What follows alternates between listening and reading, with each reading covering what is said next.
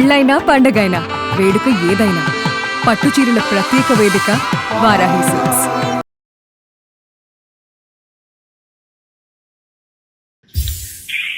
Hello నవ్య అమ్మ మాట్లాడేది? అవును మేడం. అమ్మ నేను జయాని అందమైన జీవితం ప్రోగ్రాం నుంచి కాల్ చేస్తున్నాను నాన్న. మాట్లాడొచ్చా నీతో? నమస్కారం మేడం. నమస్తే అమ్మా, మాట్లాడొచ్చా? మాట్లాడచ్చు మేడం. ఓకే, నీ మెయిల్ నేను చూశాను. నీ ఎమోషన్స్ మొత్తాన్ని మెయిల్లో పెట్టావు నాన్న. మరి డాక్టర్ గారు ఉన్నారు, కళ్యాణ్ చక్రవర్తి గారు, డాక్టర్ గారితో మాట్లాడతావా మరి? మాట్లాడతాను మేడం. ఓకే అమ్మా నవ్య, ఎంత నన్న వయసు 13 years? 13 years ఏంట్రా నీకు ఇంత చిన్న వయసులో కష్టం ఏమైందన్న? సార్, నేను చెప్పుకోలేని బాధ సార్. ఏంటమ్మా? అది నేను అమ్మతోటి ప్రేమ పంచుకోలేకపోతున్నాను మేడం. అంటే ప్రేమ పంచుకోలేకపోవటం అంటే? అమ్మ ప్రేమ 6 months నుంచి నాకు ఇవ్వట్లేదు మేడం. అంటే ఏంటమ్మా? కొద్ది వివరంగా చెప్పరా అమ్మా, ధైర్యం తెచ్చుకుని కొద్ది వివరంగా చెప్పు. మెయిల్ పెట్టావు కదా. అవును మేడం, అమ్మ ప్రేమ దక్కట్లేదు నాకు. నాన్న ప్రేమ ఎలాగో దక్కదు మేడం. అంటే ఏ విధంగా నాన్న, ఏ విధంగా? అంటే ఒక అంకుల్ వస్తున్నారు మేడం ఇంటికి.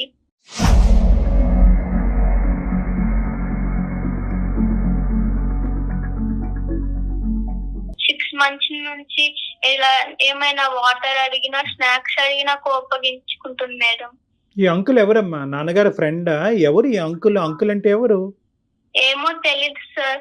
అమ్మ దగ్గరికి వస్తాడు. అప్పటిదాకా వాళ్ళిద్దరు మాట్లాడుకుంటారు అంకుల్.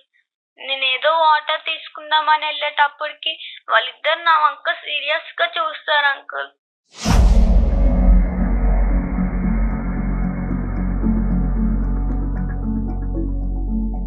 అమ్మతో మాట్లాడటానికి వస్తాడా?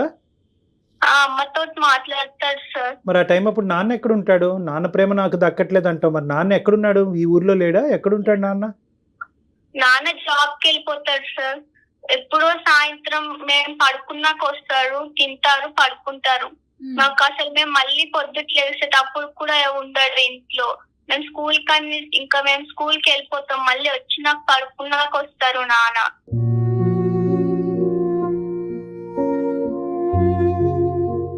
ఎంతమంది నాన్న మేము అంటున్నావు? నీకు ఇంకా తమ్ముడు? మేడం. ఇద్దరు? అవును మేడం.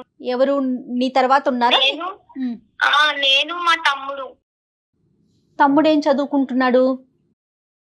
తమ్ముడు 5th class మేడం.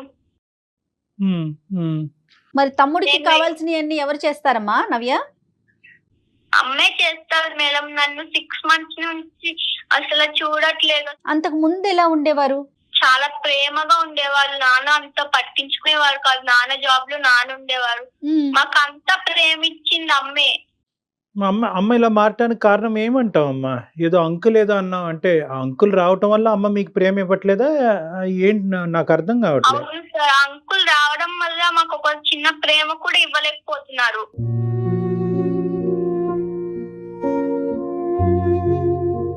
మరి అడిగావా అమ్మ, ఎవరమ్మా అంకుల్, ఎందుకు వస్తున్నాడమ్మా, ఎవరమ్మా, మాకు ఎందుకు ప్రేమ తగ్గుతుంది నీ దగ్గర నుంచి అని అడిగావా? అడుగుదామన్నా కొడతారు సార్. ఇట్లా కళ్ళు పెద్దగా చేసి చూస్తాం. అట్లా నాకు చాలా భయం వేస్తుంది అమ్మ దగ్గరికి వెళ్ళాలన్నా. అమ్మ దగ్గరికి వెళ్ళాలంటే భయం వేస్తుంది. ఒక రోజు ఈ అంకుల్ ఎవరన్నా అడిగితే ఆ రోజు నన్ను కొట్టింది అంకుల్.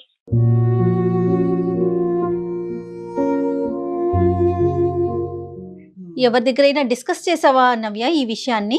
ఏమ్మా? మా ఫ్రెండ్ కి చెప్పాను మేడం ఒకసారి. చెప్తే వాళ్ళ మమ్మీకి చెప్పిందంటే వెళ్ళి. మా ఫ్రెండ్ కూడా మాట్లాడట్లేదు నాతోటి.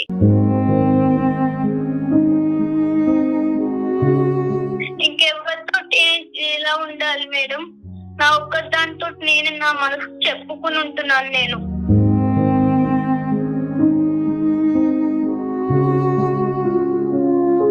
తమ్ముడు కూడా బాధపడుతున్నాడమ్మా? తమ్ముడు కూడా ఇలాగే ఫీల్ అవుతున్నాడా నీలాగే? తమ్ముడు చిన్న పిల్లోడు అంకుల్. తమ్ముడికి ఏం తెలుస్తే? స్కూల్ కి వెళ్తాడు, వస్తాడు, నాతో ఆడుకుంటాడు, పడుకుంటాడు.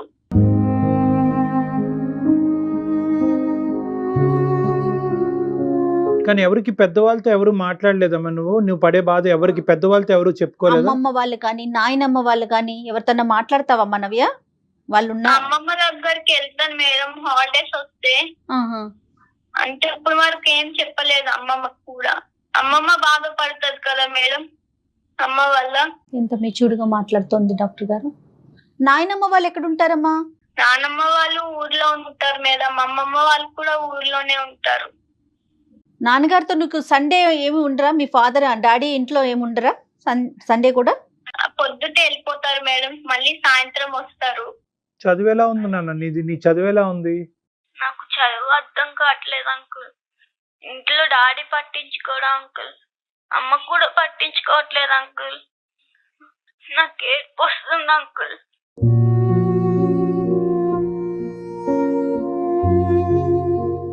ఏమవ్వాలనుకుంటున్నావు లైఫ్ లో నువ్వు?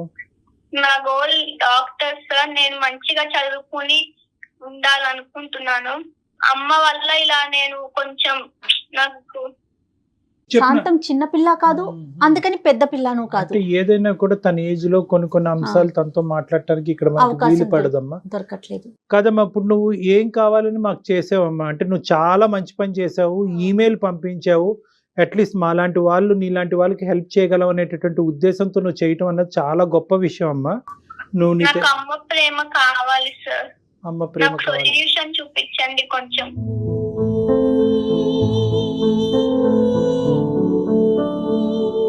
అంటే నీతో ఏం మాట్లాడాలో కూడా తెలియని పరిస్థితి నవ్య. కానీ కాదు డాక్టర్ గారు, ఒక్కసారి వాళ్ళ అమ్మమ్మ వాళ్ళతోనూ నాయనమ్మ వాళ్ళతోనూ డిస్కస్ చేస్తే ఎలా ఉంటుందంటారు? అది ఒక సొల్యూషన్. నాన్నకి అమ్మకి రిలేషన్షిప్ ఎలా ఉందమ్మా నవ్య? బానే ఉంటారు సార్. నాన్న సాయంత్రం వచ్చినా కూడా అన్నం అవన్నీ పెట్టి పడుకుంటారు సార్ అమ్మ. అలాంటివి కొంచెం 6 months నుంచి అంత ప్రేమ ఇవ్వట్లేదు ఎవరికి. నాన్నతో ఎప్పుడన్నా చెప్పడానికి ప్రయత్నం చేసావా? అంటే పేరెంట్ టీచర్ మీటింగ్స్? నాన్న ఉండరు సార్, సాయంత్రం వస్తారు అంతే. సో నాన్నకి మళ్ళీ మేము చెప్పుకోవడానికి కూడా పొద్దుట ఉండదు. చూసేటప్పటికి వెళ్ళిపోతారు జాబ్ కి. స్కూల్ కి మేము లెగుస్తాము కదా సార్, నాన్న ఇంకా ముందరే వెళ్ళిపోతారు. కానీ అమ్మే కదా నాన్న నవ్య. అంటే ఈ 6 నెలలు తప్ప దానికి ముందు అమ్మ అయితే కనుక మీతో పాటే ఉంది, మీకు కావాల్సినంత ప్రేమ ఇచ్చింది, మీరు అడగకుండానే బోల్డ్ అని ఇచ్చింది. సో అలాంటి అమ్మ అంత అలా మారిపోతుంది అని నేను అనుకోవట్లేదు నాన్న. అంటే నువ్వు చూసింది నువ్వు, అనుభవించింది నువ్వు, కాదనట్లేదు. కానీ నీ వయసులో ఏంటంటే తల్లి గురించి కానీ ప్రేమించేటటువంటి వాళ్ళ గురించి కానీ సహజంగా ఇలాంటి మిస్అండర్స్టాండింగ్స్ రావటం ప్రేమకి తూకం వేయలేం కదా నాన్న. ప్రేమ ఇప్పుడు ఇచ్చింది ఇవ్వలేదు అన్నది అమ్మతోనే మాట్లాడితే, ఈ వ్యక్తి అన్నది పక్కన పెట్టేసి, అది నీకు వయసుకు మించిన సబ్జెక్టు, అక్కడ ఏమవుతుంది అన్నది మాకు తెలియదు. ఆ సబ్జెక్ట్ నీతో మేము మాట్లాడదలుచుకోలేదు. అట్లీస్ట్ అమ్మ పక్కన కూర్చుని అతను లేనటువంటి టైంలో, అతను ఉన్నప్పుడు డిస్టర్బ్ చేస్తామని అమ్మ ఫీల్ అయ్యేటట్టు అయితే కనుక, అతను లేనటువంటి టైంలో అమ్మతో పాటు కూర్చుని, అమ్మ నాకు ఇక్కడ తక్కువ అనిపిస్తుంది అమ్మ, ఐ వాంట్ దిస్ అంటే నేను ఇవ్వను పో అంటదా అమ్మ? అవును సార్, కోపంగా చూస్తుంది, కొడతానికి వస్తుంది సార్, నేను పరిగెత్తేస్తాను సార్.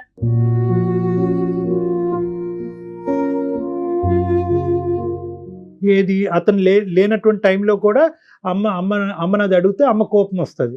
కోపం వస్తుంది సార్. నేను వెళ్తాను, స్నాక్స్ ఏమన్నా ఉన్నాయి అంటే లేవు వెళ్ళు అంటారు సార్. నేను వెళ్ళి కొంచెం చల్లన్నం ఉంటే తినేస్తాను సార్. అతను ఎంతసేపు ఉంటాడు ఇంట్లో, మీ ఇంట్లో? ఒక 1 hour వరకు ఉంటారు సార్. 1 hour 2 hours ఉండి మాట్లాడుకుంటారు, గుసగుసలు ఆడుకుంటారు సార్. నాకు ఎంత ఫీలింగ్ అవుతుంది సార్.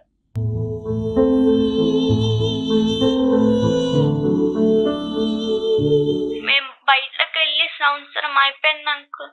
మా ఫ్రెండ్స్ ఏమో సండే అవ్వగానే మండే వచ్చి మేము అక్కడికి టూర్కి వెళ్ళాం, ఇక్కడికి వెళ్ళామని చెప్తుంటే బాధ వచ్చేస్తుంది నాకు. ఎందుకు ఇలా ఉంది మా ఇంట్లో అర్థం కావట్లేదు అంకుల్. నువ్వు ఒకటి అర్థం చేసుకోనన్నా, నీ బాధ చాలా నీ చిన్న వయసుకి ఎవరికి రాకూడదు నాన్న. నీ చిన్న మనసు చాలా గాయపడింది, కాదనట్లేదు. కానీ ఈ టైంలోనే నువ్వు ధైర్యంగా ఉండాలి. ఇలాంటి ప్రాబ్లమ్స్ సహజంగా వస్తూ ఉంటాయి. దీన్ని ఒక కంక్లూజన్ తీసుకెళ్ళొద్దు, ఒక రాంగ్ కంక్లూజన్కి ఏది రావద్దు. నీ మనసు పాడు చేసుకోవద్దు. అమ్మ గురించి చెడ్డ అభిప్రాయం, నాన్న గురించి చెడ్డ అభిప్రాయం అన్నది తెచ్చుకోవద్దు. ఓకే, మనకి ఏం జరుగుతుంది ఏంటి అన్నది మనకి ఏమీ తెలియదు. నీ మనసు పాడవుతుంది అంటే కనుక నువ్వు ఒక నెగిటివ్ కంక్లూజన్కి వచ్చేవేమో అని నాకు అనిపిస్తుంది. అలా రావద్దు. ఎందుకంటే కనుక నీకు నీ లైఫ్లో ప్రయారిటీస్ ఉన్నాయి. నువ్వు ఒక డాక్టర్ అవ్వాలి అనుకుంటున్నావు, బాగా చదువుకోవాలని అనుకుంటున్నావు. నీ మనసు అటువైపు డైవర్ట్ అవ్వకుండా నీ స్టడీస్ మీద ఫోకస్ పెట్టుకో. నీకేమైనా హాబీస్ ఇంట్రెస్ట్ ఉంటే కనుక అవి డెవలప్ చేసుకుని ఆ విధంగా డైవర్ట్ చేసుకో. అమ్మ దగ్గర నుంచి రావాలి. కొంచెం సొల్యూషన్ చూపించండి సార్, నాకు అదే చాలు ఇంకా.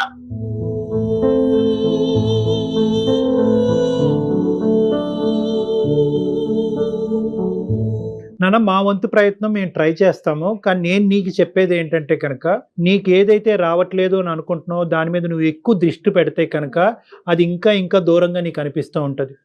ఈ వయసులో నువ్వు అనుకుంటే చాలా హాబీస్, ఇంట్రెస్ట్ డెవలప్ చేసుకోవచ్చు. నీ మైండ్ని డిస్ట్రాక్ట్ చేసుకోవచ్చు. గేమ్స్, ఆటపాటల్లోకి డైవర్ట్ చేసుకోవచ్చు. ఆ అమ్మ ప్రేమ ఇదివరకు వచ్చింది, ఇప్పుడు కరువు అయింది, ఇప్పుడే నాకు ఈ ప్రేమ కావాలి అంటే కనుక ఆ ప్రేమ ఇంకా ఇంకా దూరంగా వెళ్తున్నట్టు నీకు అనిపిస్తూ ఉంటుంది. ఇంకొక అంశం నేనేమంటున్నానంటే, నీ చుట్టుపక్కల నువ్వు బాగా నమ్మి నువ్వు కాన్ఫిడెంట్గా ఉండేటటువంటి వ్యక్తులు ఎవరు ఉండకపోరమ్మా.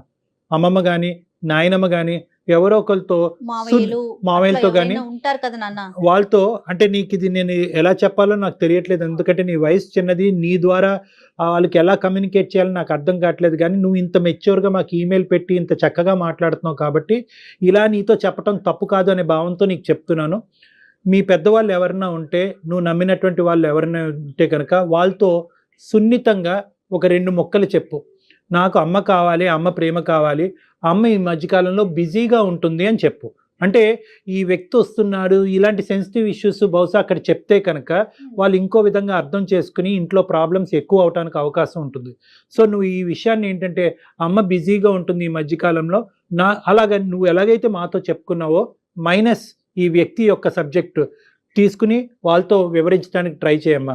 వాళ్ళు సున్నితంగా అమ్మకి చెప్పడానికి ట్రై చేస్తారు. నువ్వు వాళ్ళు కంప్లైంట్ చేసినట్టుగా ఉండకుండా వాళ్ళ అమ్మకి చెప్పినట్టుగా అయితే కనుక ఇష్యూ ఈజీగా సెటిల్ అవుతుందని నాకు అనిపిస్తుంది. నువ్వైతే స్టడీస్ మీద ఫోకస్ చేయమ్మా. నానా పేరెంట్స్ మీటింగ్ కూడా రాదు సార్. ఇది వరకు మంచిగా వచ్చేవారు పేరెంట్స్ మీటింగ్స్ స్కూల్ కి వచ్చి మంచిగా చెప్పేసి వెళ్ళేవారు సార్. అలాంటి పేరెంట్స్ మీటింగ్స్ కూడా రావట్లేదు. మొన్నే పేరెంట్స్ మీటింగ్ అయింది సార్. అందరు మదర్స్, డాడీస్ అందరు వచ్చారు సార్. మా మదర్ కూడా రాలేదు సార్.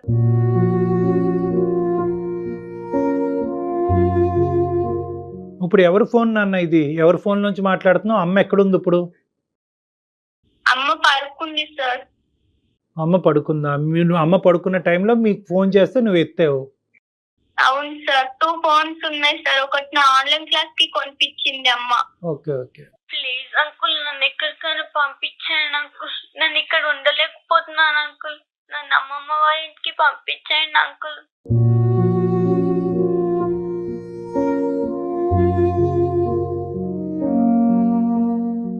నా ఉద్దేశం ఏంటంటేనమ్మా, ఈ 2 దారులు నాన్న. అమ్మకి ఇంకా పూర్తిగా నువ్వు కూర్చొని మాట్లాడేటటువంటి అవకాశం అంటే ఇంకా పూర్తిగా అమ్మ దగ్గరికి వెళ్ళి నీ బాధను పూర్తిగా మాతో వ్యక్తపరిచినట్టుగా అమ్మకి ఇంకా వ్యక్తపరచలేదేమో అన్నది నా ఆలోచన. ఎందుకంటే ఇంత కోపంగా చూస్తారు సార్, కొట్టడానికి వస్తుంది.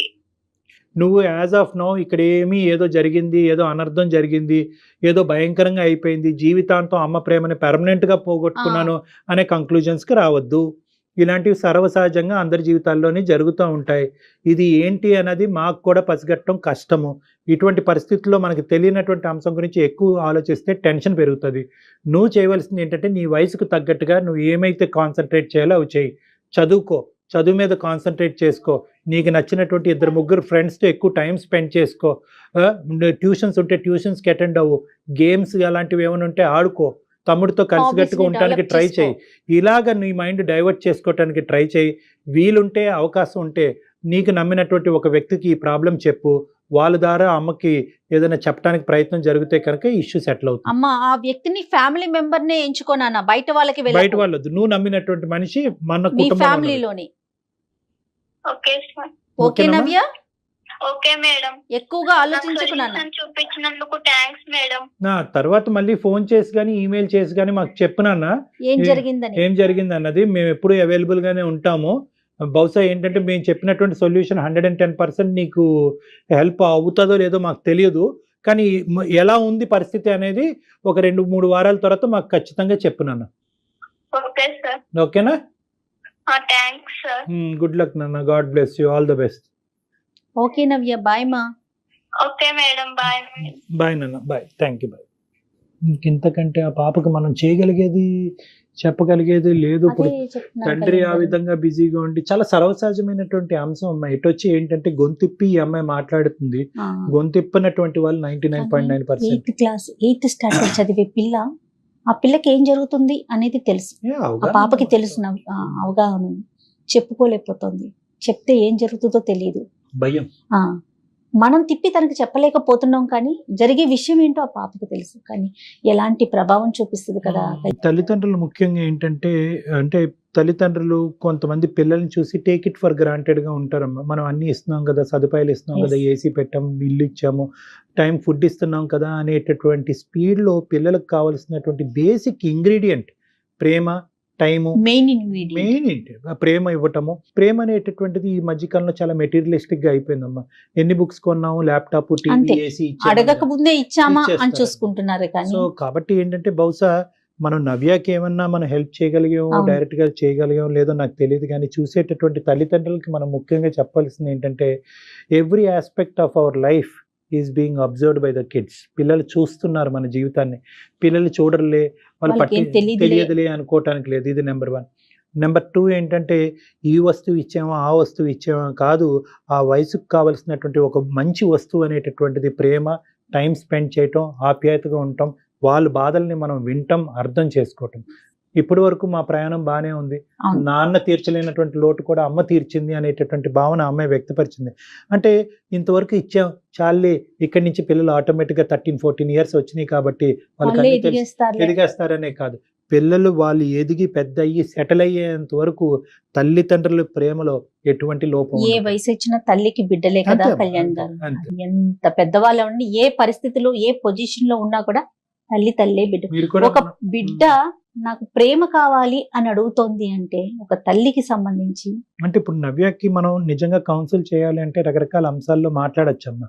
కానీ ఈ సెన్సిటివ్ ఇష్యూస్ ఆ అమ్మాయికి ఒక సొల్యూషన్ చెప్పాలి, కానీ ఒక నెగిటివ్ బీజం అనేది ఆ అమ్మాయి మనసులో పడకూడదు. కాబట్టి జాగ్రత్తగా బ్యాలెన్స్ చేసుకుని తల్లిదండ్రులను చెడ్డగా చేయకుండా మనం చేయకుండా. అవును, మాట్లాడవలసినటువంటి మనం డిస్కస్ చేసుకోవటం అవును. వరకే. కానీ అంతే. సో మీరు అన్నట్లుగా తల్లిదండ్రుల యొక్క ప్రభావం పిల్లల మీద 100% ఉంటుంది. మనం చెప్పాం కాబట్టి ఆ అమ్మాయి మనతో టచ్ లో ఉంటుంది. Let's hope for the best.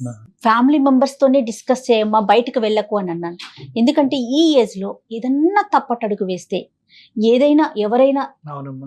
ఎవరితో అయినా కొంచెం పాపం ఆ పిల్ల చిన్నది కదా, ట్రాప్ లో పడింది అనుకోండి, ఈ ఇష్యూని అడ్వాంటేజ్ తీసుకోవడానికి చాలా మంది ఉన్నారమ్మా. కదా. అరే నీకు అంత కష్టం వచ్చిందా, అది ప్రేమ కాదేమో, ఇది ప్రేమ అని చెప్పి తప్పుదోవలో తీసుకెళ్ళడానికి చాలా మంది రెడీగా ఉన్నారు. ఎందుకంటే అమ్మాయికి 2 వైపులా లేదు, అవును. తల్లిదండ్రుల నుంచి కూడా. డ్రైనెస్ ఇది ఎంత డేంజర్ కదా కళ్యాణ్ గారు. చాలా డేంజర్. ఎలాగో మనం చెప్పాము అమ్మాయి మనతో టచ్ లో ఉండాలని అవును. చెప్పి, బహుశా మనతో టచ్ లో ఉంటుంది. లేని పక్షంలో మనమే కొన్ని రోజులు ఆగి ఆ అమ్మాయికి ఒకసారి Yes, yes. కాంటాక్ట్ చేయడానికి ట్రై చేద్దాం అమ్మా. Let's hope for the best. అంతే. Thank you Kalyan thank you. గారు.